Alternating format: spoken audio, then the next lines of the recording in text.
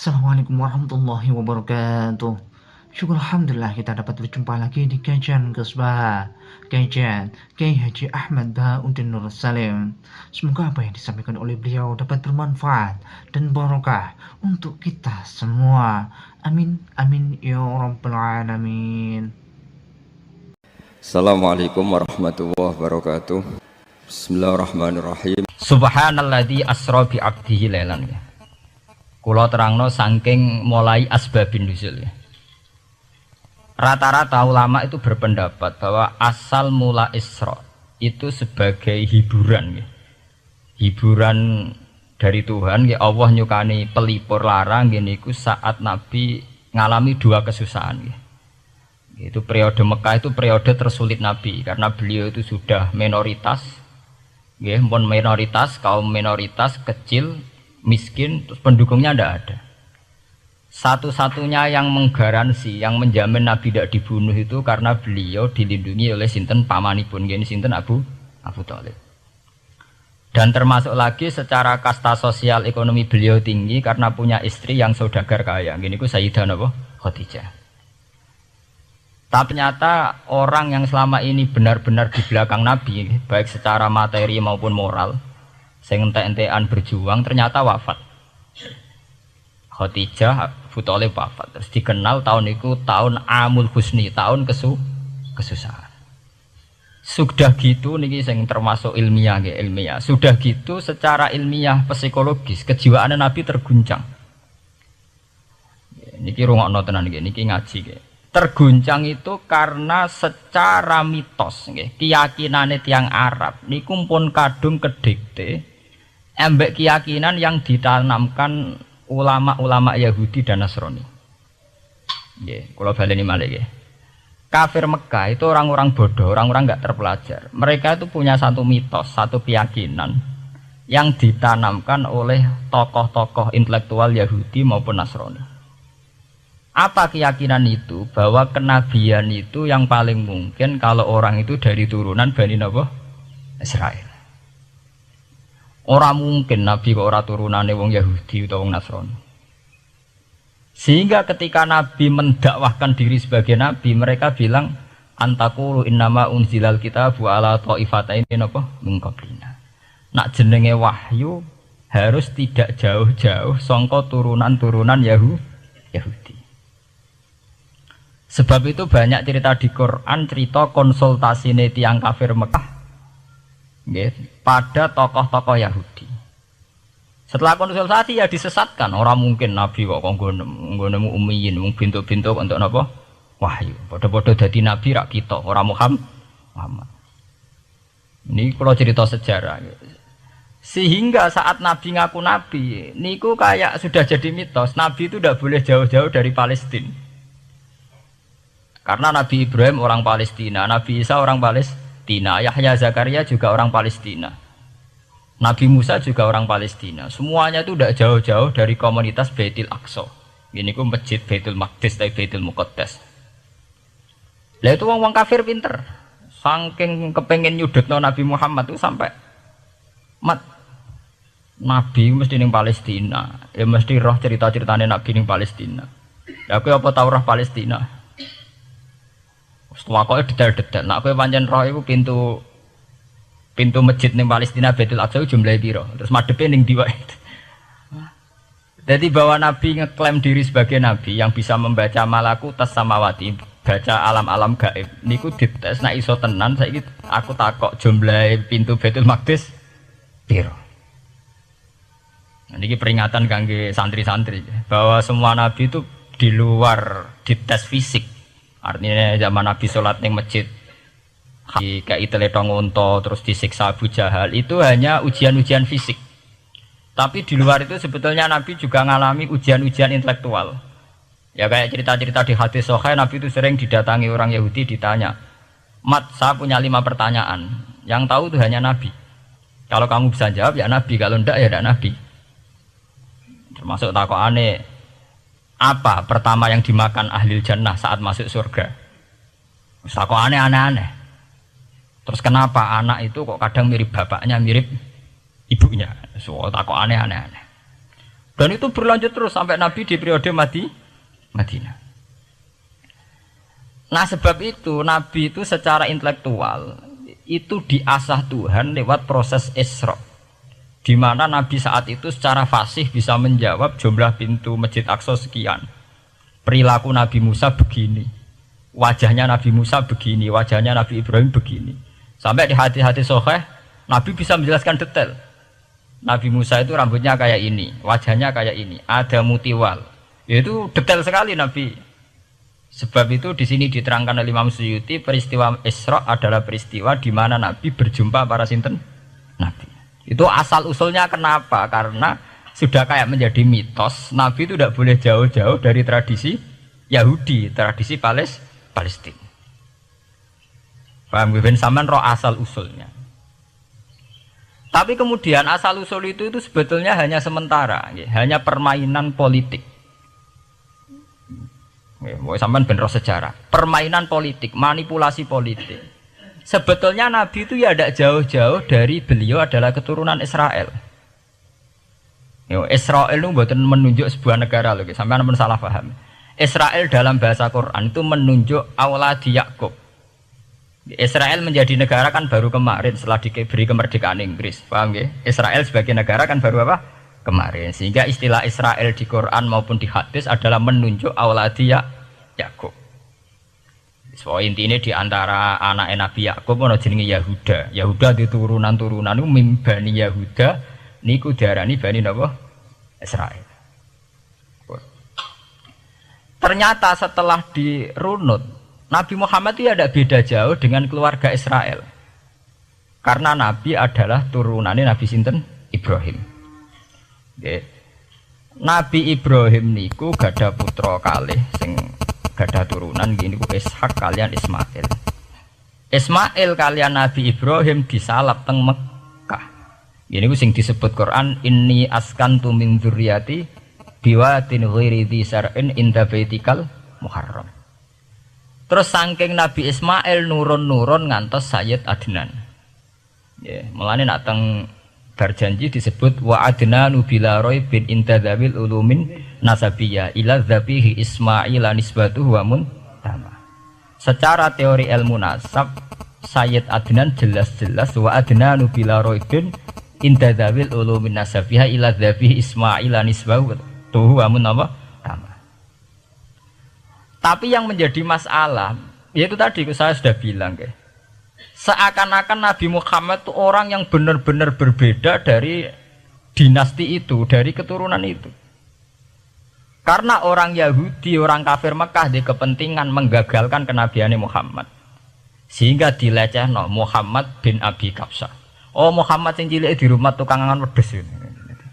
Jadi kowe nak seneng kiai kan inna akramakum indawi atqakum. Cek ben Karlan, cek Karmin pokoknya takwa ya kiai. Tapi nak lagi gedeng kiai iku kan anake Karlan kok kakean tingkah. Lah dhisik wong Mekah ya ngoten niku.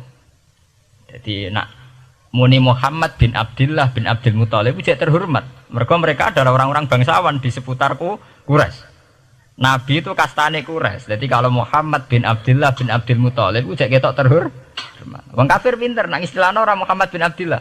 Muhammad bin Abi Kabsah. Mergo cilike Nabi tau dirumat cara kene ya Karlan ning penjara desa. Mulane Nabi tau angon wedhus, mergo tau de bapak angkat sing tukang napa? Wedhus. Lah wong Mekah pinter, dididik wong Yahudi.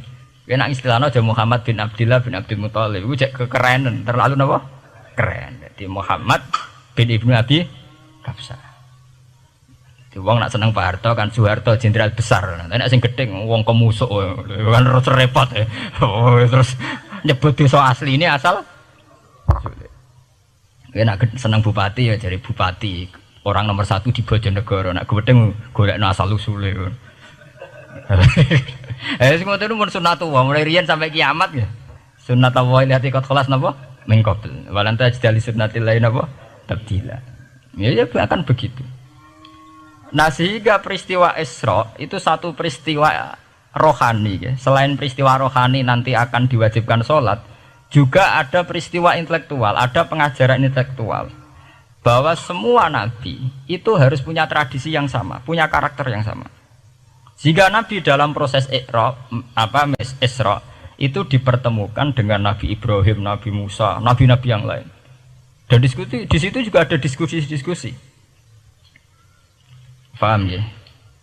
Niki penting ya, penting kalau terangaken karena kalau tanpa tradisi yang berkelanjutan ya, sing disebut tenggene thariqah jenenge as-sanad al-mu'tabar, sanad sing mu'tabar utawi nak tenggene pondok-pondok kitab disebut sanad sing muttasil. Ini nanti semua tradisi kenabian akan melenceng. Kalau melenceng itu ngeri. Karena setiap orang ya, mesti gada subjektivitas sendiri, punya versinya sendiri. Sehingga semua nabi harus model istilah politik itu punya platform yang sama, punya karakter yang sama, punya model yang apa? Sama. Nah, sebab itu secara intelektual Nabi Muhammad itu dikenalkan oleh karakter para nabi-nabi dulu. Nggak detail. Satu Quran 30 juz.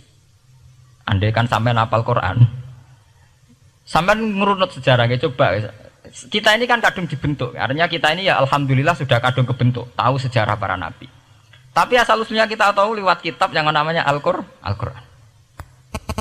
Supaya apa? Nabi Muhammad itu dibimbing bahwa Quran atau ajaran beliau benar-benar musaddiqal lima baina yadeh, benar-benar selaras dengan ajaran sebelumnya. Mulai ajaran yang bersifat samawi sampai hal-hal yang basariyah, yang menyangkut tabi'ah apa? Basariyah. Kalau contohnya ngeten, misalnya begini. Nabi Muhammad disejarahkan Nabi Ibrahim. Beliau punya problem. Problem itu berupa punya bapak atau paman yang tidak Islam. Bahkan nak ceritane kiai-kiai desa dari Nabi Ibrahim cilike kon adol patung. Terus didol meniki patung, ya ora manfaati ra madharati, mbok tuku ya karepem ora napa karepem. Mbok ana sanate mbok ora, pokoke cerita itu populer. Disejarahkan begitu. Sehingga Nabi Muhammad tahu. Oh ternyata yang punya problem ngadepi keluarga itu tidak saya tok. Dulu Nabi Ibrahim juga punya problem ngadepi keluarga. Aku tak lumayan terima paman, Pak Lek, Pak D, Abu Jahal sinten? Abu Lahab. Nabi Ibrahim malah bapak. Dah gitu. Setelah itu juga diceritakan tentang Nabi Nuh, Nabi Lut, seorang nabi besar yang punya nasib sial, yaitu istrinya pengkhianat. Mereka jadi kiai di bojo judes itu tidak masalah. Mulai terima kiai di bojo judes biasa. Ya itu tadi Nabi Nuh, Nabi Lut itu lebih ngeri ketimbang itu di bojo apa? Bukan kebenaran. Kita kan paling dicoba bojo judes, kan ringan banget. Paling banter mecano piring gelas itu murah banget. Begitu terus. Nabi Musa juga gitu. Diceritakan Nabi Musa, beliau adalah seorang sosok Bani Israel yang temperamental. Ya basariah sekali. Saking temperamentalnya ketika tukaran ya jotos. Mana nak kiai temperamental kadang jotosan, yono sanate ya Nabi Musa nak tukaran ra cocok napa? Jotos. Fawakazahu Musa faqada alai. Artinya ya basariah sekali. Cerita ABG ini publik ya wonten saat beliau melarikan diri, lala ketemu cewek loro. Ya ora wenti se barang Nabi Musa, waduh mari maksiat ae terus kon. Wadek aja mlaku ning ngarepku. Nah kena angin aku roh sikile mari nafsu. Aku nabi kok nafsu barang kan ra pantes. Nah ngono ke mlaku guriku. Ya basariah sekali itu sampai detail. Terus ketika itu terus disuaka politik oleh Nabi Syuaib. Sehingga menjadi tradisi bahwa semua nabi akan mengalami problem dengan kaumnya. Kemudian disuaka politik oleh komunitas yang berbeda, yaitu komunitas Syuaib itu di luar pemerintahan Fir'aun. Sama seperti yang dialami Nabi Muhammad, komunitas Mekah itu menyiksa Nabi, bahkan mengimbargo sinten Nabi. Semua aliran dana, aliran ekonomi, akses dana, akses makanan itu ditutup di Mekah. Sehingga Nabi sampai dahar dedaunan, fisik bil jibali napa Mekah. Tapi beliau diselamatkan oleh sahabat Ansor yang terpisah dari komunitas Ahlu Mekah. Itu mirip ceritanya Nabi Musa yang diselamatkan Nabi Syuaib yang terpisah total dari komunitas Fir'aun. Ini penting kalau ulang temriki sehingga karakter-karakter kenabian itu tidak rubah. Karakternya sama. Sehingga setelah kita mengenali karakter para nabi, kita mudah sekali mengenali nabi palsu. Paham ya? Mengenai kalau nabi palsu paling seneng musodek, ketara palsune. Lah sing repot sing ora ketara, mergo jenenge Ahmad. Ahmad Muhammad tak mirip. Mulane nek kowe jeneng supaya ora aku nabi jenengno Kartolo. Mergo nek Ahmad bin Gulam rak jenenge Ahmad. Ana terkenal nabi nek ora jenenge Muhammad utawa napa Ahmad. Mulane Ahmad bin Hulam pas ngaku nabi pengaruhnya gede mergo mirip. Mulane kula wingi takoki mahasiswa Jogja. Gus, cara jenengan jeneng Jawa mbek Arab apa iki? Nak trene akeh nabi palsu apik Jawa lah Kartolo. Karena secara kriteria kenabian ndak akan masuk. Nak anak jenenge Kartolo atau Karmin itu ndak akan masuk kriteria wong sing bakal dadi nabi. Lah anak jenenge Ahmad tak mirip-mirip nabi. Oh Ahmad Hulam bin Mirza wani ngaku nabi mergo jenenge Ahmad. Musaddiq ya mergo musaddiqal lima bena ya teh. Lah anak Kartolo, Karmin, Karlan agak ono. Mulane saiki sing jenenge Jawa kudu syukur. Akan terbebas dari mengaku napa? Nabi. Lho syukur kan gak akan salah to. Di barokah sampean jeneng Jawa orang-orang ngaku napa? Nabi. Selamat. Kudu syukur. Paham ya? Tidak apa-apa, itu harus dinikmati. Ya itu tadi ya, karena Nabi itu punya karakter yang sama, punya tradisi yang sama, yang mirip-mirip. Itu kenapa Quran berkali-kali menceritakan sisi-sisi kenabian Nabi di luar Nabi Muhammad. Karena biar karakter Nabi Muhammad terbentuk, ya, terbentuk dengan karakter Nabi sebelumnya. Tidak melenceng. Kemudian itu ditiru oleh ulama kita. Kita punya guru punya guru lagi, punya tradisi yang sama. Nak mulang kudu istiqomah, santri loro lah kudu diulang. Nak sedati kiai aja mripat ijo nak roh dhuwit. Wis pokoke dilatih. Nah, tapi dari kiai saiki orang mripat ijo, mripat abang. Mergo dhuwit saiki abang. Dhisik dhuwit paling gedhe rak 50.000 iku rak ijo. Lah saiki 100.000 abang. Dadi saiki nak nasihati nak roh dhuwit aja mripate abang. Mergo ijo wis gak akeh saiki. Paham napa? Kena akal-akalan ngoten jan repot. Tuh gara kula di santri dablek, nek di bojo aja moro tangan. Kula mboten moro tangan, kula saduk, moro sikil. Kena anekdot ngono rusak. Adu-adu ning bojone. Bojone loro, bareng bojone nguwak. Kowe jare rabi Pak ning jaba, bojom jare loro fitnah, Dik. Sing bener telu. Ayo kan repot. Ketemu cangkem elek rusak kabeh. Fitnah udah nak loro. Sing bener apa? Telu. Lah sakniki mun politik ngoten enggak, saya sebagai pejabat tidak pernah mengkorupsi 1 sen pun uang rakyat. Wong edan tapi korupsi ya sak sen. Wong ra waras tapi korupsi napa? Sak sen. Ngono miliaran tok. Korupsi napa? Sak sen. Ya mesti ae.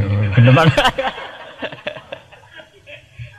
Ayo, jadi zaman akhir itu kayak zaman dhisik, kayak Abu Nawas kabeh. Jadi apa-apa niku mun mboten karu-karuan. Mun ya. Wah itu permainan kata begitu niki kula penting kula terangaken nggih. Saya sebagai ahlul Quran, orang yang banyak baca Quran nggih. Itu kita akan tahu betul betapa parahnya nggih atau akibat negatifnya dari permainan kata itu. Dan itu dilegalkan Quran, disahkan Quran dalam beberapa ayat. Yaqulun apa yuriduna ayutfi'u nurallahi bi afwahihim. Orang-orang Yahudi, Nasrani, kafir Mekah itu ingin sekali membunuh Islam lewat permainan kata bi afwahihim. Yaitu tadi misalnya kalau Muhammad bin Abdullah bin Abdul Muthalib itu kelihatan keren karena masih Bani Quraisy. Tapi kalau diistilahkan Muhammad bin Abi Kabsah, wah Muhammad sing anake Karlan iku ora ummiyin. Balik dadi wong alim terus diistilahno bapakmu sing cilike iku angon wedhus. Ya terus repot terus ajur kah? Kabeh. Itu bi afwahihim. Efektivitas bi afwahihim itu sampai tenggene Tarikh Suyuti wonten keterangan wa min dzalika irtadda jam'un minas sahabah. Dari permainan kata yang ditanamkan orang Yahudi itu sampai banyak sahabat yang murtad. Istilahnya itu jam'un minas sahabah. Meskipun setelah murtad itu ya divonis tidak sahabat. Misalnya menyangkut nasa mansuh. Orang Yahudi pinter, du'afaul muslimin, orang-orang muslim yang imannya masih lemah.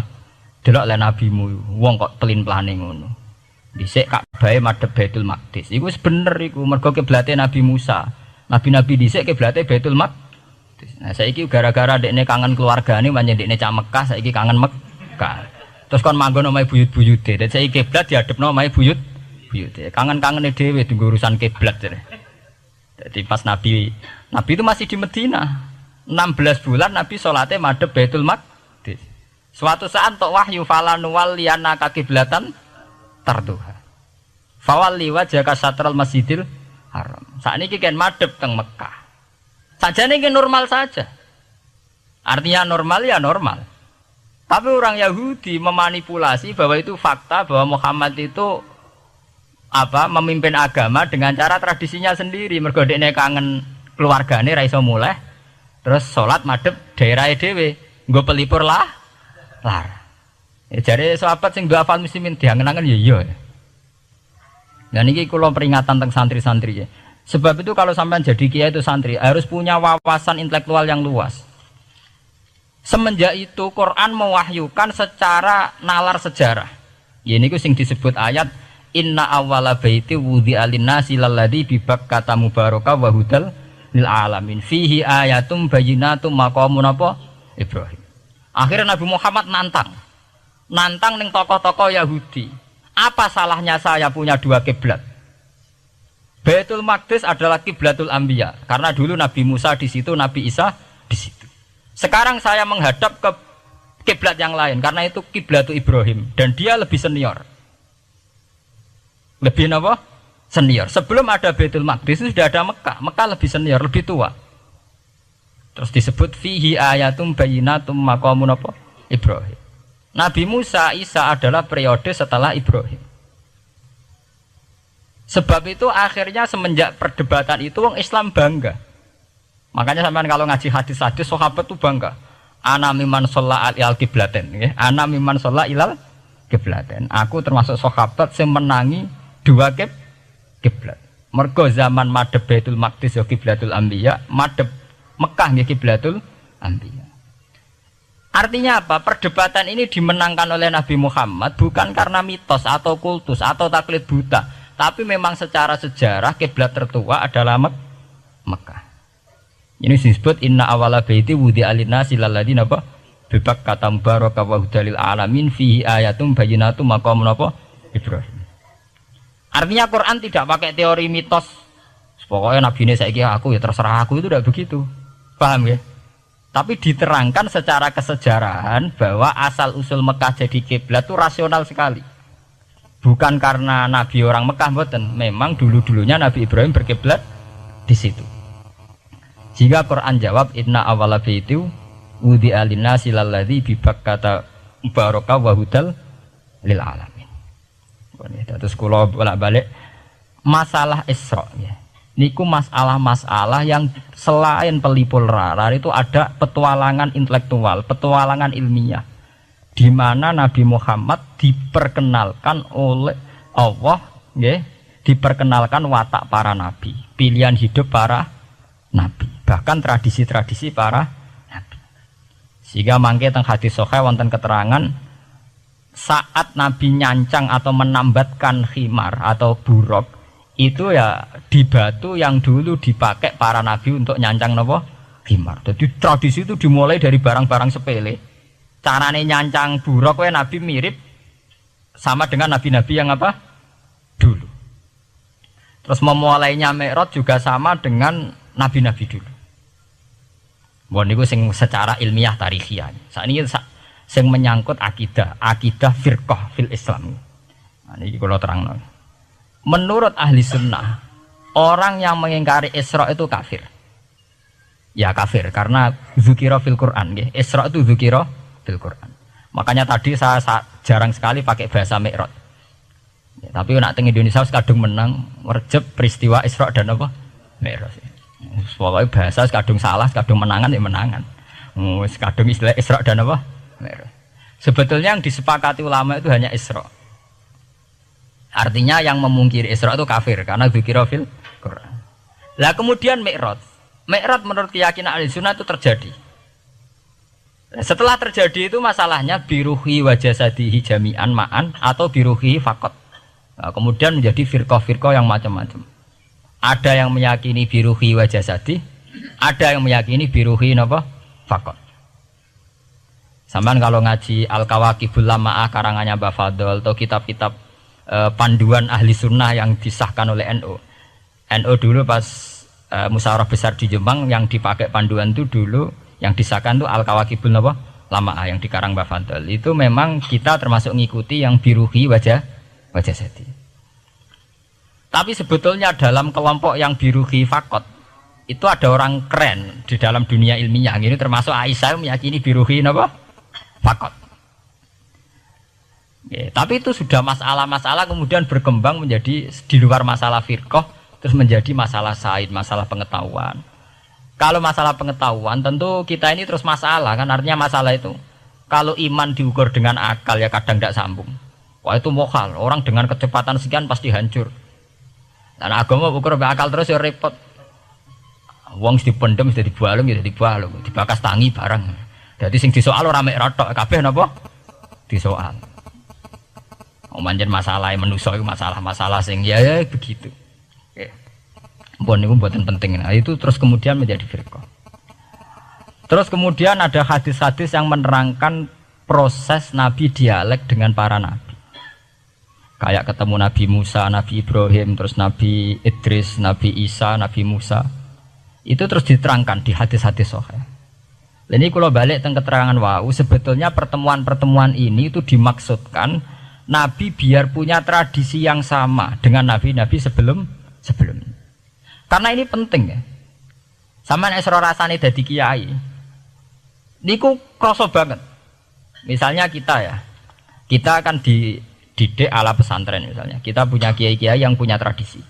Misalnya nak rawong nakal, wong minum astagfirullahaladzim, wong kok ngono kan gitu. Ya hanya begitu. Sehingga wis kaya identik angger kiai NU atau amalia NU iku rawani naboki wong sing nyabu. Ya rawani nyaduki wong sing lagi minum. Kemudian itu dianggap satu kekurangan atau apa, walhasil kemudian lahir kayak FPI. Orang yang tidak menerima metode itu. Tapi sudah kayak ada janjian tuh begitu. Kiai paling anti kemungkaran lah itu. Masa kiai paling kerengau sapa mbok terkenal kerengau. Mereka tidak punya catatan repot bahwa mereka pernah jotosi wong minum. Masih sing sering jotosi santri lah itu tetep ora tau ono terkenal jotosi napa? Wong sing mabuk, wong sing minum. Itu sudah kayak tradisi. Dulu zaman Basim Asari Jombang terkenal ijo be abang, yang wabang ya abangan tenan. Sing ijo. Tapi tidak ada catatan sejarah kiai jotosan be pemabuk.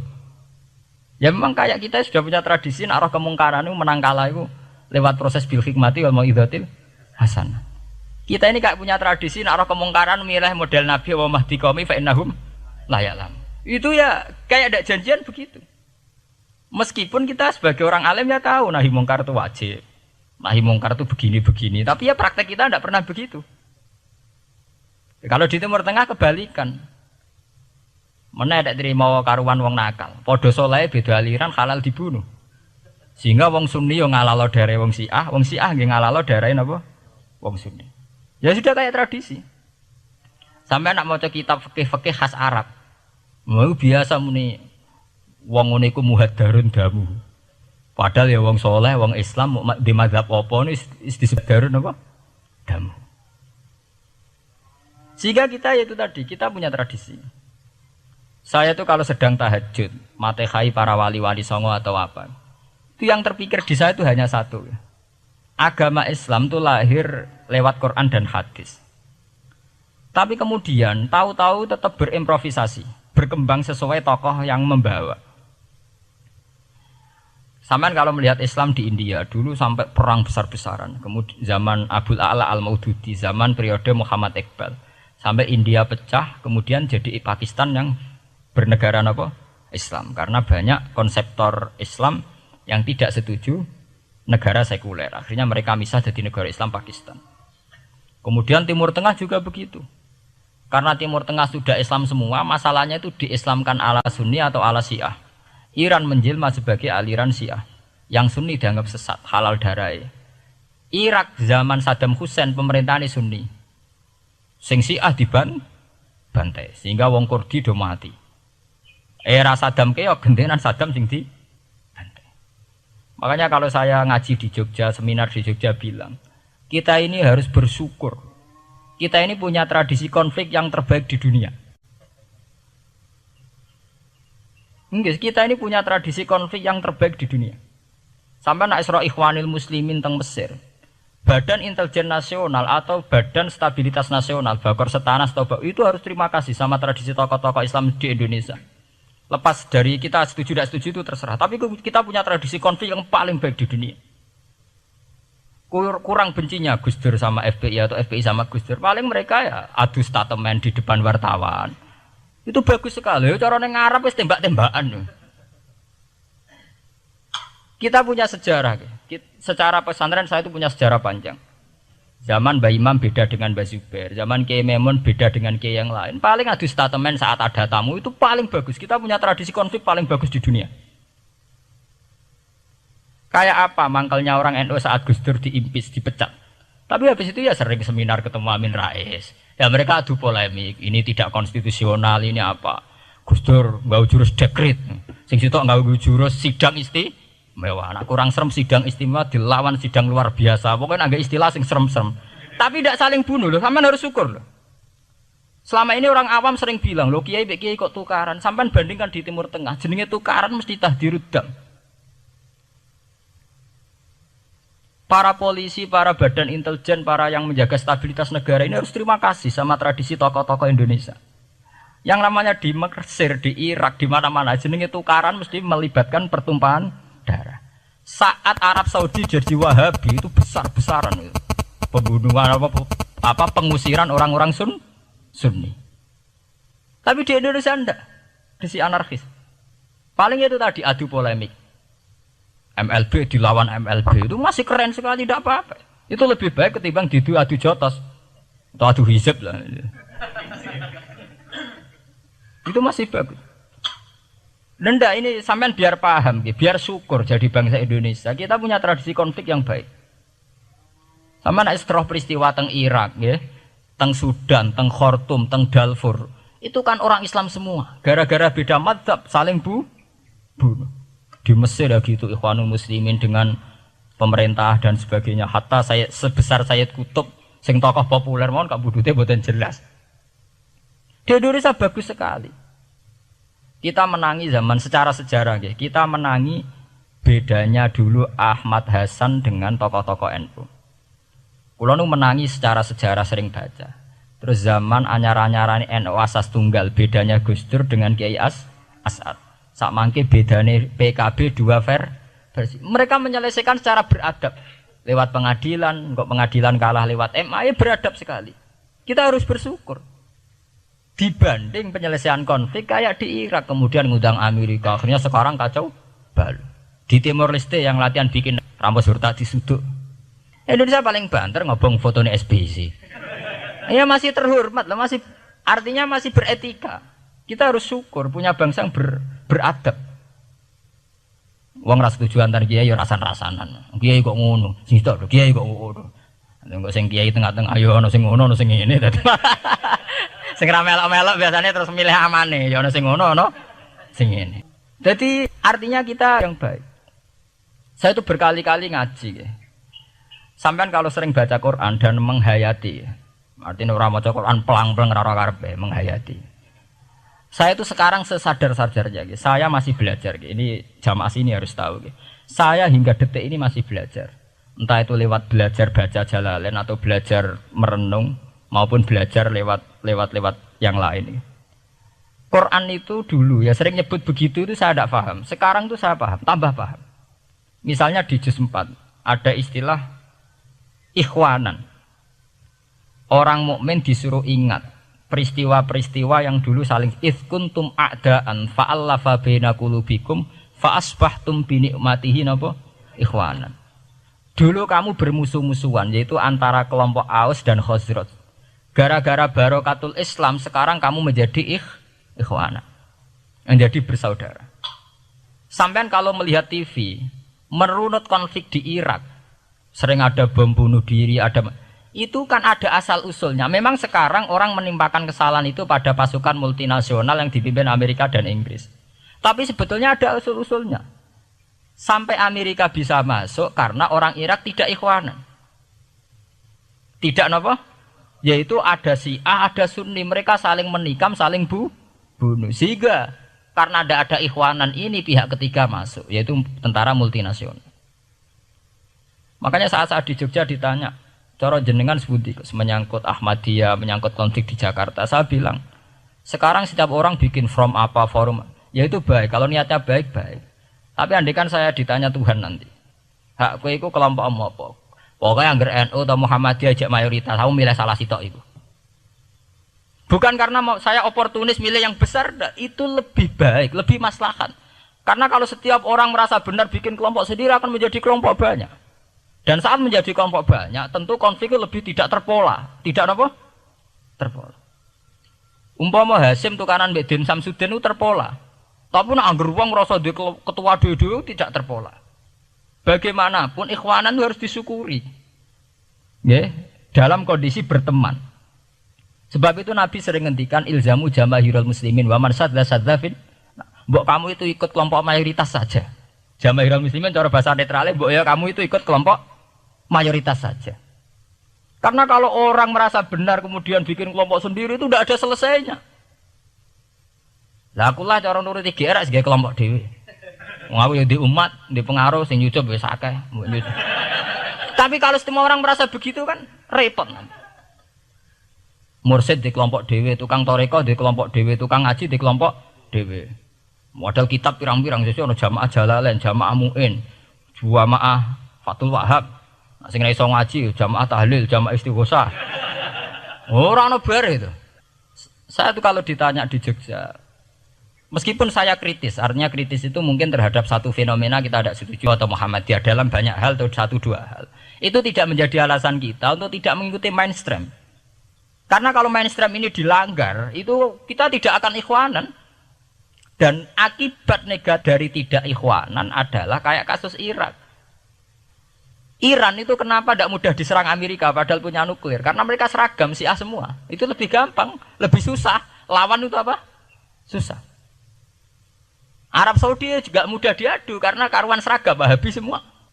Kita tidak bicara itu ya akidah, mungkin kamu bisa debat Wahabi itu benar apa enggak, tapi karena relatif aman enggak diacak. Indonesia juga gitu. Kenapa tidak banyak konflik? Karena orang itu Islamnya kalau udah NU ya Muhammadiyah. Buat cocok ra cocok bae milih. Itu lebih mudah ketimbang ada faksi-faksi baru kemudian stabilitas menjadi tambah kacau. Nah, di sini pentingnya ngaji. Karena dari ngaji itu kita akan kembali ke ma'rifatullah, ngerti Allah yang sebenarnya. Sebab itu di surat Isra disebut pada akhirnya ngaji itu apa? Subhanalladzi asra bi 'abdihi lailam minal masjidil haram ilal masjidil aqsa alladzi barakna haulahu. Tujuan akhirnya linuriyahu min ayatina. Bahwa Mi'raj itu hanya bagian kecil yang dingertikan kita betapa dahsyatnya kekuasaan Allah Subhanahu wa taala. Betapa tidak terbatasnya kemampuan dan kebisaan dan kudrahnya Allah Subhanahu wa taala. Makanya masih dikatakan min ayatina, itu masih sebagian kecil dari ayat-ayatku kata Allah. Lalu dalam surat Kahfi diterangkan, ketika orang kagum dengan Ashabul Kahfi yang bisa hidup tidur dalam keadaan hidup 309 tahun atau Masehinya 300 tahun, kalau Hijriahnya 309 tahun. Itu mungkin kalau kita ilmuwan, ahli baksil ya, atau ahli apalah, itu mungkin lebih kagum tentang nyamuk. Saya berkali-kali bilang, andaikan kita sepakar-pakarnya, terus disuruh bikin nyamuk itu, nggak usah bikin nyata hidup, bikin patungnya saja. Nyamuk itu sekecil itu, kemudian punya jantung, jantungnya punya urat, uratnya punya kuman, kumannya juga punya urat. Bayangkan saja sudah tidak bisa. Sehingga ketika orang tak kagum sama Ashabul Kahfi, kata Allah, am hasibta anna ashabal kahfi warraqimi kanu min ayatina ajaba. Apa kamu kagum tentang Ashabul Kahfi dan batu-batu yang dipahat di situ? Bukankah dalam kekuasaan kami ada yang selalu menakjubkan? Artinya, andaikan kita ilmuwan tentang embriologi, tentang hewan, tentang kuman, mungkin cerita tentang nyamuk itu lebih dahsyat ketimbang tidurnya Ashabul Kahfi yang 309 tahun. Karena kemampuan Allah menciptakan nyamuk yang kecil sangat kecil, super kecil. Kemudian kecil itu ya punya jantung tentu lebih kecil lagi. Belum uratnya jantung itu. Belum nyamuk juga di dalamnya menyimpan calon-calon keturunannya. Kayak apa kecilnya lagi. Nah, di sini Allah mengingatkan kita, innallaha la yastahi ayyadriba mathalam ma ba'udatan fama fawqaha. Allah tidak pernah malu jika dalam menunjukkan kekuasaannya Allah memberi contoh seekor nyamuk. Karena nyamuk ini andaikan kita, tadi saya ulang lagi, andaikan kita ilmuwan yang nekuni itu, strukturnya bisa melihat, bisa nyari pasangan hidupnya, dan bisa hamil, bisa melahirkan, atau bisa menelur, dan sebagainya, dan sebagainya. Maka kita akan kagum sekagum-kagumnya betapa kita di depan kekuasaan Allah Subhanahu wa taala tidak siapa-siapa dan akhirnya kita ikrar seikrar-ikrarnya asyhadu alla ilaha illallah bahwa tidak ada kekuasaan selain kekuasaan Allah Subhanahu wa taala. Lalu kenapa nyamuk itu tidak menjadi perhatian publik? Ternyata kita dibodohkan oleh kepentingan kita sendiri karena dari awal kita menganggap nyamuk itu problem penyakit, ya sudah bawaan kita mungkin cari obat supaya bisa membunuh nyamuk itu, atau melihat nyamuk itu sebagai problem, bukan sebagai ayatun min ayatillahi ta'ala, sebagai tanda-tanda kebesaran Allah Subhanahu wa ta'ala. Sehingga akhirnya manusia itu butuh yang namanya mukjizat dahsyat, yang mudah dilihat, mudah dirasakan. Akhirnya kita tahu dalam sejarah para nabi, Nabi Musa minta mukjizat laut merah dibelah sehingga bangsa Israel bisa bisa melewati kejaran Fir'aun dan sampai selamat dari kejaran Fir'aun. Nabi Soleh umatnya minta keajaiban yaitu onta keluar dari batu besar dan Nabi Soleh menuruti, akhirnya ada onta yang keluar dari batu besar. Begitu juga nabi-nabi sebelum itu atau setelah itu selalu ada mukjizat yang memang manusia tidak mampu.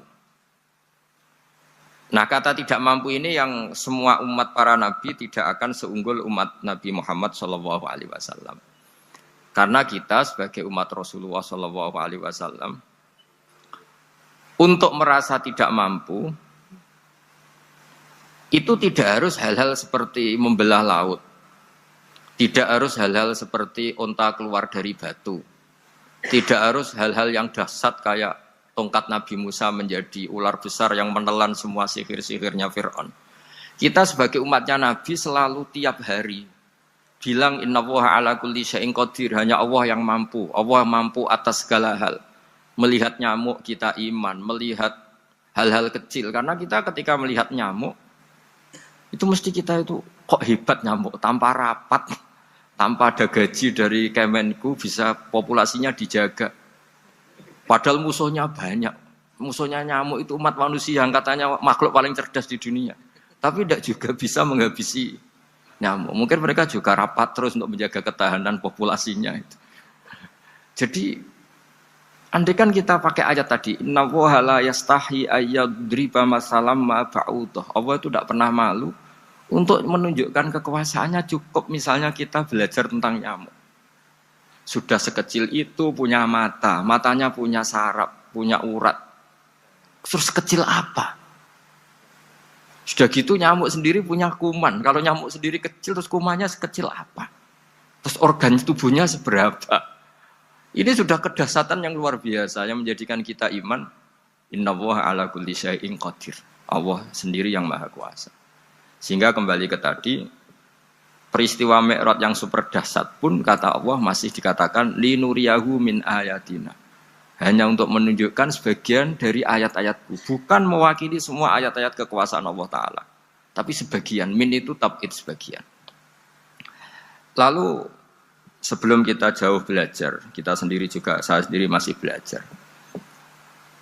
Kehebatan Rasulullah SAW, Nabi akhir zaman, kenapa hebat? Itu diantaranya adalah karena mukjizat tongkat itu pada akhirnya diletakkan di museum.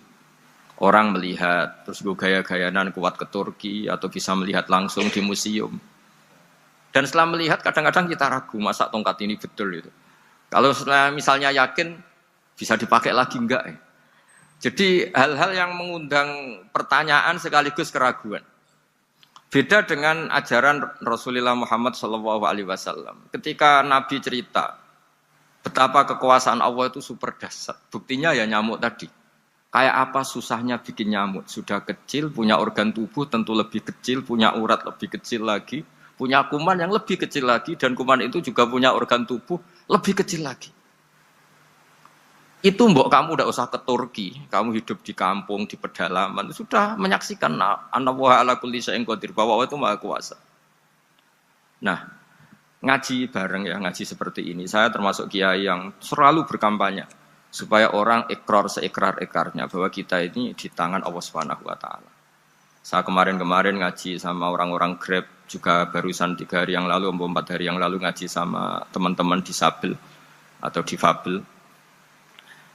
Karena mereka kalau dibahasakan disabel nggak mau, tapi komunitas internasional mintanya dis pakai bahasa S, tapi kita di Indonesia pakai difabel. Akhirnya kita tahu, ternyata orang yang kita kira menderita karena fisiknya, ternyata kadang lebih bahagia.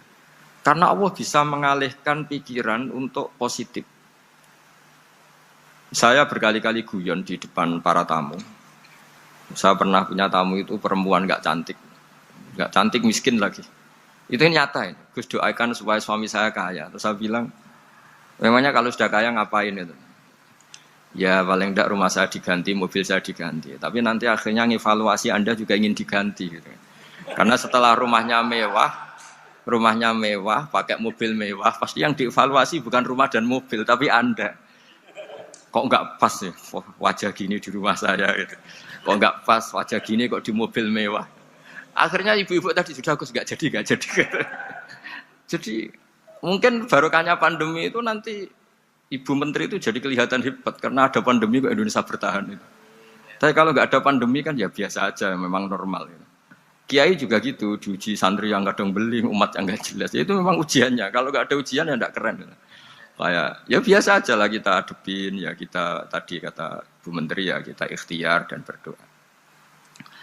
Lalu saya ulang lagi. Jadi logika itu bisa pakai analogi. Analoginya tadi, salah Anda kalau mengatakan cincin ini lebih kuat ketimbang kertas. Yang benar adalah secara materi ini lebih kuat ketimbang kertas. Tapi soal nanti kekuatannya sampai kapan terserah yang punya. Bisa saja saya punya rencana besok ini saya luluhkan, saya hancurkan. Yang ini saya simpan. Kayak apa dulu dinosaurus itu kuatnya kayak apa? Habis. Ayam yang selemah itu sampai sekarang masih ada. Karena Allah menghendaki dinosaurus diakhiri, sementara ayam tidak. Kayak apa nyamuk itu yang musuhnya orang seluruh dunia. Ditemukan apa, mulai begon apa, tapi sampai sekarang bertahan. Apa kita perlu konsultasi sama nyamuk gimana ini kok bisa bertahan, resepnya apa? Gitu. Karena Allah menghendaki itu disisakan masih. Nah, kemudian kenapa ada peristiwa Isra Mi'raj? Saya termasuk orang yang sering menulis tentang fikih sholat, tapi nulis saya untuk diri saya sendiri tak pakai ngaji. Tidak saya bukukan, memang saya sengaja karena ribet biasanya penerbit itu. Terus bicara royalti apa, kita kan mulai kecil dilatih ikhlas, jadi kalau komersial itu jadi bingung. Karena tidak biasa komersial, jadi kalau diajak komersial itu malah jadi bingung. Nabi ketika Mi'raj, ini yang jarang dikaji. Sebetulnya kalimat-kalimat dalam sholat, pertama Rasulullah Muhammad SAW ketemu Allah, itu Nabi maju. Maju ini Jibril sebenarnya mau ikut. Karena Nabi bilang, ya Jibril jangan tinggalkan saya sendiri. Terus kata malaikat Jibril, sudah makam saya sampai sini, kelas saya sampai sini aja. Tidak, kamu harus nemani saya. Ketika memaksa nemanin, beliau tidak kuat. Di beberapa rawat dijelaskan sampai beliau pingsan, sampai beliau tidak sadar. Akhirnya terus ada ayat wa ma minna illa lahu maqamun ma'lum. Kita punya kelas tertentu yang enggak levelnya sampai sana. Akhirnya Nabi masuk wilayah itu, area itu. Dan Nabi ngendikan at-tahiyatul mubarakatus sholawatut thayyibatulillah. Kira-kira maknanya semua kehormatan, semua kebaikan, Semua yang bersembah suci itu milik Allah Ta'ala. Lalu Allah menjawab, Assalamu alayka ayyuhan nabiyyu wa rahmatullahi wa barakatuh. Bahwa kamu Muhammad mendapat salam dari saya, mendapat semua kehormatan, semua keselamatan. Kemudian Nabi itu karena sebagai hamba yang tidak egois, tidak ingin kalau nikmat dirasakan sendiri, tidak ingin kalau sedang senang beliau sendiri yang merasakan, beliau ngendikan Assalamu alayna wa ala ibadillahi sholihin. Ya Allah tolong bahwa status selamat itu tidak hanya milik saya, tapi milik siapa saja yang soleh. Soleh itu ya sesuai kelas masing-masing. Setelah itu para malaikat melihat kebaikan Nabi yang seperti ini, melihat mentalnya atau keinginannya yang luar biasa untuk baik kepada semua orang, wa ala ibadillahi sholihin. Terus malaikat saat itu rame-rame bersaksi asyhadu alla ilaha illallah wa asyhadu anna muhammadar rasulullah. Catatannya apa di sini? Bahwa ternyata kesaksian tentang syahadat itu dimulai rasa tidak egois. Merasa bahwa rahmat ini harus dirasakan semua orang. Wa ma arsalnaka illa rahmatan lil alamin. Jadi rahmat ini harus dirasakan banyak orang. Kita tahu misalnya Islam melarang narkoba misalnya. Memang narkoba itu mengganggu. Hampir semua kecelakaan rata-rata faktor supir itu narkoba. Begitu juga pembunuhan yang sadis, rata-rata efek dari pengaruh narkoba. Sehingga Islam keras sekali tentang narkoba. Dan alhamdulillah di Indonesia ditangani BNN yang sangat serius melawan narkoba. Nah, keputusan Islam melarang narkoba itu keputusan yang luar biasa, yang menjadi berkah bagi semua. Begitu juga keputusan Islam tentang melarang zina, melarang perbudakan, melarang penipuan. Dan Islam mendukung misalnya gerakan nikah, gerakan adil, gerakan keseimbangan dan kemanusiaan. Sehingga agama ini akan dinikmati siapa saja karena ajarannya. Lalu agama ini bisa nikmat, itu solusinya gampang menurut Rasulullah, yaitu sholat. Nabi itu kalau pusing menghadapi banyak hal, itu mesti keluar masuk, terus tanya sama istrinya, kapan waktunya sholat, kapan Bilal datang. Dulu kalau mau waktu sholat, Bilal datang, ngetok pintu Nabi, ya Rasulullah sekarang waktunya sholat. Itu Nabi membahasakan sholat itu unik, ini tentang Mi'raj ya, karena hasilnya ya sholat tadi. Arikhna ya Bilal, arikhna itu tolonglah bikin nyaman saya dengan sholat. Sebelum kita belajar sholat secara serius, gampang. Kalau kita misalnya menteri, atau kita ajudan, atau kita apa. Kayak apa asiknya kita kalau ngomong-ngomong sama presiden, bercengkrama dengan presiden, atau dengan menteri, atau dengan kiai, dengan atasan. Sholat itu media di mana kita asik dengan Allah Ta'ala. Kalau kita bisa asik dengan atasan yang manusia, apalagi ini asik dengan Allah Subhanahu wa ta'ala. Sehingga kita harus malu kalau sholat tidak asik. Kita ketemu orang yang kita hormati saja asik, masa ini ketemu Allah Ta'ala tidak asik. Sehingga dulu, bawaannya orang dulu itu kalau sholat, untuk tidak cepat itu harus diperintah. Dulu para nabi, para sahabat kalau sholat itu lama-lama. Sehingga sampai nabi yang turun tangan, wahai para sahabatku, kalau kamu jadi imam jangan lama-lama. Karena dulu semua orang itu penikmat sholat. Sehingga untuk tidak lama itu nunggu diperintah. Kalau kamu jadi imam jangan lama-lama, kasihan makmumnya itu. Nah sekarang alhamdulillah tanpa dilarang sudah cepat semua. Ini sudah ada kemajuan, ini sudah maju sekali ini. Enggak usah dilarang sudah cepat. Dulu itu saking asiknya orang sholat. Untuk supaya agak cepat itu harus ada perintah dari Nabi. Kalau kamu jadi imam jangan lama-lama. Nah kita kalau sedang pas baiklah, pas waras lah kira-kira gitu. Kalau bahasa orang Pantura, saya ini orang Pantura. Jadi kalau ngomong lebih keras, lebih vulgar. Normalnya orang sholat itu tidak bisa ngakhiri. Normalnya, saya ulang lagi, normalnya orang sholat itu tidak bisa ngakhiri karena ketemu zat yang kita cintai. Kita kalau ketemu orang yang kita hormati, yang kita cintai itu nggak bisa ngakhiri. Misalnya mungkin anak muda, contohnya ketemu pacar nggak bisa ngakhiri. Kita kangen sama temen, jagong nggak bisa ngakhiri karena asik. Nah ini ketemu Allah yang dipuja-puja, dipuji-puji, kemudian cepat ingin ngakhiri. Jadi ini kita agak aneh. Makanya normalnya orang sholat itu tidak bisa ngakhiri dan itu normal. Sehingga dulu ketika Sayyidina Umar itu ditikam sama satu benda yang kayak pancing itu.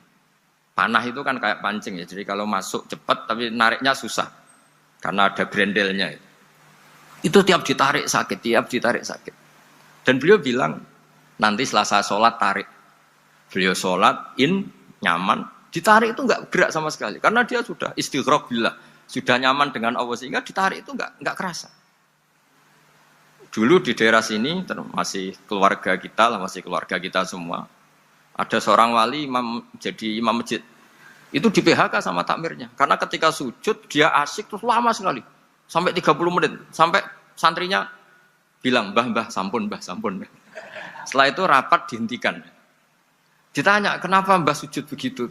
"Saya tidak bisa mengakhiri orang nikmati sujud kemudian ingin berhenti." Nah, Sayyid Ali Zainal Abidin yang populer, cucunya Rasulullah SAW, anaknya Sayyid Husain, putranya Sayyid Husain. Itu bapak saya kalau cerita, beliau itu sebetulnya sholat itu hanya ingin 2 rakaat. Setelah sholat 2 rakaat, ya Allah sebagai hadiah nikmat saya sholat 2 rakaat karena asik dengan engkau, saya akan syukur lagi sholat 2 rakaat. Akhirnya ketika nikmati sholat, dia sholat lagi 2 rakaat sampai akhirnya 1000 rakaat. Itu tanpa rasa capek, karena merasa keasikan. Masa momen seasik ini kemudian saya tinggalkan ya Allah. Akhirnya sholat lagi. Sehingga ada seorang wali ditanya, "Kamu ingin masuk surga?" Tanya, "Di surga ada sholat enggak?" Enggak ada kan. Wah, kalau enggak ada sholat saya enggak masuk surga. Terus dibilang, "Ya sholat aja." Terus dia mau masuk surga. Kalau kita akan kebalikan, kita ini masuk surga itu sebetulnya kita ngawur sekali. Ngawurnya adalah, "Hore masuk surga, enggak ada sholat lagi, enggak ada puasa lagi." Jadi ini kan kita ini jadi makhluk yang aneh. Jadi kita ini masuk surga senang karena sudah ada kewajiban apa? Sholat. Jadi ini agak aneh. Sesuatu yang menjadikan kita masuk surga, tapi sesuatu yang kita benci setelah masuk surga. Asiklah di surga karena tidak ada sholat. Nah, apapun kondisi kita harus latihan. Harus latihan kita entah seberapa kadarnya ingin niru Rasulullah SAW ketika ngendikan wa qurratu aini fi sholat. Nyamanku, hatiku tentram kalau saya pas sholat. Sehingga tadi sudah saya katakan tadi, dulu itu untuk menghentikan sholat itu susah. Sampai Rasulullah sendiri yang merintahkan, "Hei para imam, kalau sholat jangan lama-lama." Kalau sekarang, andai kan Nabi hidup di zaman sekarang, pasti tidak ada pengumuman itu. Karena semuanya sudah cepat, ya. Malah super kilat itu. Ada yang terawih 20 rakaat hanya berapa? 8 menit dulu. Itu kan 7 menit itu. Nah kalau sampean tanya saya, kenapa sholat begitu asik? Yaitu tadi kita diajari analogi. Analogi itu ya kias. Jika kita bisa asik ngomong sama orang yang kita cintai, bisa orang tua, bisa anak, bisa cucu, itu rasanya mengakhiri itu nggak bisa. Karena bawaannya asik. Apalagi ini kita munajat, bercengkrama dengan zat yang kita butuhkan sebelum kita ada, sampai setelah kita ada, sampai setelah kita tidak ada. Kita semua akan hasbunallah wa ni'mal wakil. Sehingga dulu bawaannya orang dulu itu, saya cerita sedikit. Ada orang mau meninggal, namanya Umar bin Abdul Aziz, itu Khomisul Khulafa, orang yang terkenal adil. Ketika mau meninggal, senangnya bukan main. Ditanya, "Kenapa engkau senang?" "Memangnya kalau saya mati mau kemana?" "Ketika saya hidup dengan segala nikmat itu ya karena Allah Ta'ala. Saya nanti mati ke zat yang sama, dikelola oleh zat yang sama, yaitu Ar-Rahman Rahim. Dulu saya disayangi Allah, paling setelah mati juga disayangi Allah. Karena yang jadi Tuhan setelah mati, Tuhan yang sama ketika di dunia, yaitu Rahman Rahim." Cerita legenda yang lebih dasar dari itu, masyhur itu Jalaluddin Ar-Rumi. Ketika dia mau meninggal, semua muridnya nangis, beliau marah. "Kenapa kamu menangis?" "Ya karena guru mau meninggal." "Kamu itu ngawur sekali. Saya ini sudah lama menunggu hari seperti ini, bisa ketemu zat yang saya cintai, malah kamu menangis. Ayo kamu nari sebagai pesta kematian saya." Tapi ini nggak bisa ditiru ya, karena kalau kita niru, nggak usah dilarang juga nggak bisa niru kayak gitu. Cuma saya maklumatkan jangan ditiru, meskipun nggak usah dilarang juga nggak akan bisa niru. Sehingga orang-orang dulu itu bawaan kalau mau kabundut itu ya asik. Rasulullah SAW ketika mau wafat, intaqala ila rafiqil a'la, itu ditanya sama istri-istrinya, "Lalu engkau mau kemana?" Kata Nabi, sebelum sekian hari, beliau setiap khutbah ngendikan, "Ini ada hamba yang disuruh milih Allah antara di dunia dan bertemu Allah. Kalau kamu jadi hamba itu milih mana? Di dunia yang penuh problem ini, apa milih ketemu Allah yang Rahman Rahim? Yang hubungannya dengan kamu itu ngasih dan ngasih. Kamu tidak mungkin kan hubungan dengan Allah memberi, kamu bisa apa? Kita hubungan dengan Allah pasti hanya mendapat. Dikasih nyawa, dikasih oksigen, dikasih bumi tidak bayar, dikasih air juga tidak bayar. PDAM dikelola siapapun bayar, oksigen di rumah sakit bayar. Hubungan kita dengan Allah tidak pernah bayar oksigen, tidak pernah bayar sewa bumi. Punya kolam renang laut seluas itu ya tidak pernah bayar. Udah gitu kolam renangnya menghasilkan ikan. Kalau kita kan semuanya utang jasa sama Allah. Dan reputasi Allah itu dengan kita hanya memberi, tidak pernah meminta. Akhirnya hubungan-hubungan inilah yang menjadikan terus. Semua sahabat jawab, ya kalau kita jadi hamba itu pasti milik Allah lah. Jadi Nabi itu saking pinternya orang, supaya orang siap dengan keberangkatan beliau itu dibikin satu taksis, satu apa? Kalau orang Jawa bilang itu dikai persemon, dikai mukaddimah, supaya orang-orang itu siap kalau Nabi ngendikan. Kalau kamu seorang hamba disuruh ketemu Allah sama hidup di dunia yang fana ini milih mana? Ya milih ketemu Allah. Ketika akhirnya Rasulullah wafat, ternyata orang itu adalah Rasulullah. Ya akhirnya sahabat bilang, ya iyalah masa dengan kita sama Allah milih ketemu kita, pasti milih ketemu Allah. Nah, sholat itu mi'rajul mukmin. Sholat itu adalah cara seperti itu. Kita manja dengan Allah meskipun dengan segala problem ketika i'tidal kita tetap memaklumatkan Rabbana lakal hamdu mil'us samawati wa mil'ul ardi wa mil'u ma syi'ta min syai'in ba'du. Engkau zat yang selalu layak dipuji di langit maupun di bumi. Dan langit bumi ini karena terbatas masih ditambahi wa mil'u ma syi'ta min syai'in ba'du. Dan seluas apa saja engkau kehendaki. Apapun hebatnya langit bumi ini tetap terbatas, ada ruang dan waktu. Makanya ditambahi wa mil'u ma syi'ta min syai'in ba'du. Dan segala puji ini memenuhi semua yang engkau kehendaki. Sahabat beriman yang dirahmati Allah Subhanahu wa taala, Kiai Haji Ahmad Bahauddin Nur Salim atau lebih dikenal sebagai Gus Bah, lahir 29 September 1970, merupakan penceramah yang berasal dari Rembang, Jawa Tengah. Beliau dikenal sebagai salah satu ulama ahli tafsir Al-Quran dan merupakan murid dari Kiai Haji Maimun Zubair. Gus Bah merupakan putra dari seorang ulama pakar Al-Quran dan juga pengasuh pondok pesantren Tahfidzul Quran, yaitu Kiai Haji Nur Salim Al-Hafidz dari Nurukan, Teragan, Rembang. Kiai Nur Salim merupakan murid dari Kiai Arwani Kudus dan Kiai Abdullah Salam, Kajen Murgoyoso Pati. Nasabnya bersambung kepada para ulama besar. Bersama Kiai Haji Habib Zazuli, Gusmi, Gus Bah mulai gerakan Jantiko, jamaah anti koler yang menyelenggarakan kajian Al-Quran secara keliling.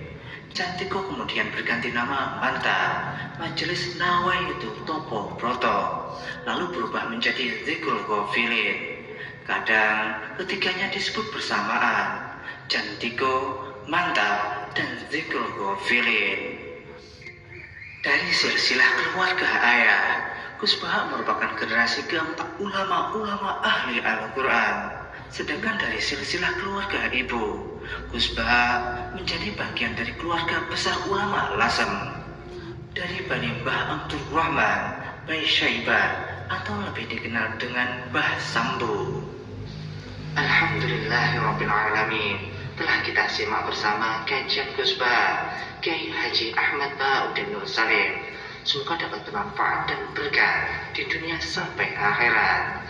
Demikian yang dapat kami sampaikan. Wassalamualaikum warahmatullahi wabarakatuh.